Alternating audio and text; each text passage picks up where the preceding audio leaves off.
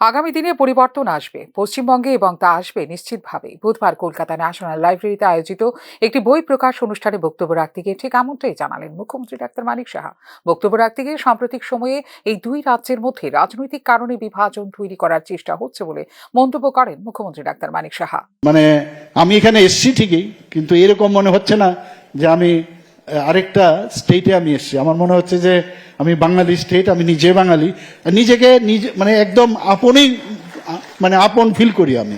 কিন্তু বিগত কয়েকদিন ধরে এমন একটা ডিভিশন হয়েছে যে ত্রিপুরা যেহেতু একটা অন্য পার্টির সরকার আর এখানে আরেকটা পার্টির সরকার, একটা ডিভিশন কিন্তু এনে দিয়েছে।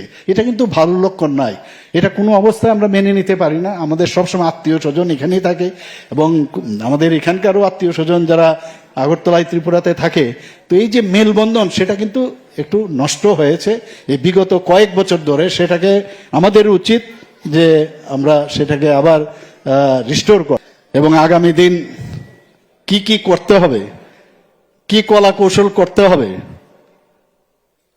যার নামে বই আজকে এখানে সংকলন হয়েছে উনি সব ঠিক করে রেখেছেন। আমি নিশ্চিত আগামী দিনে ওয়েস্ট বেঙ্গলে পরিবর্তন আসবে। ত্রিপুরায় বর্তমানে পার ক্যাপিটা ইনকাম ১,৯৮,০৭৯, যা আগে ছিল ১ লক্ষ টাকার নিচে। বর্তমানে রাজ্যের কম্পাউন্ড অ্যানুয়াল গ্রোথ রেট বা সিএসজিআর হল ১২.৯৩%।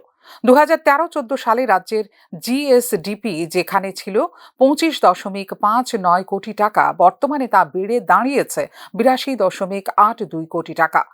বর্তমানে বিনিয়োগকারীরা রাজ্যে আসছেন বলে এদিন জানিয়েছেন মুখ্যমন্ত্রী ডাক্তার মানিক সাহা। ত্রিপুরাতে আমাদের পার ক্যাপিটা ইনকাম ২০২৩-২৪ এখন ১,৯৮,৩৭৯ হয়েছে এবং এটা কিন্তু আগে ছিল ১ লক্ষের নিচে।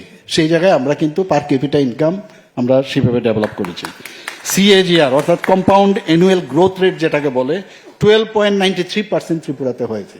আমরা একদিকে ডেভেলপমেন্ট করছি, সমস্ত আপনার ইনভেস্টার্সরা আসছে এখানে, কারণ ত্রিপুরাতে সবাই চায় যে কোথাও ইনভেস্ট আমি যদি করি সেখানকার আইন শৃঙ্খলা ঠিক আছে কিনা। ২৮টা রাজ্যের মধ্যে ত্রিপুরাতে এনসিবিআর যে এখন রিপোর্ট আছে তার মধ্যে ত্রিপুরা নিচের দিক থেকে ৩য় স্থানে আছে।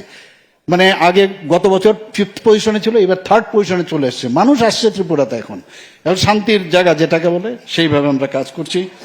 জিএসডিপির কথা যদি বলি, গ্রস স্টেট ডোমেস্টিক প্রোডাক্ট 2013-14-তে 25.59 করোড় ছিল, 2023-24-এ 82.82 করোড় হয়ে। প্রধানমন্ত্রী নরেন্দ্র মোদী নির্বাচিত বক্তৃতার সংকলন হল নরেন্দ্র দামোদর দাস মোদী নির্বাচিত বক্তৃতা শীর্ষক এই বইটি। ২০১৩ সাল থেকে ২০২৩ সাল পর্যন্ত প্রধানমন্ত্রী নরেন্দ্র মোদীর বিভিন্ন সময়ে দেওয়া ভাষণের নির্বাচিত অংশ উল্লেখ করা হয়েছে এই বইটিতে। বইটির রচয়িতা হলেন বিজেপি পশ্চিমবঙ্গ প্রদেশ নেতৃত্ব রবীন্দ্র বোস। এদিন কলকাতার ন্যাশনাল লাইব্রেরিতে আনুষ্ঠানিকভাবে এই বইয়ের মলাট উন্মোচন করেন মুখ্যমন্ত্রী doctor Manik Saha. Bureau report, news নাও।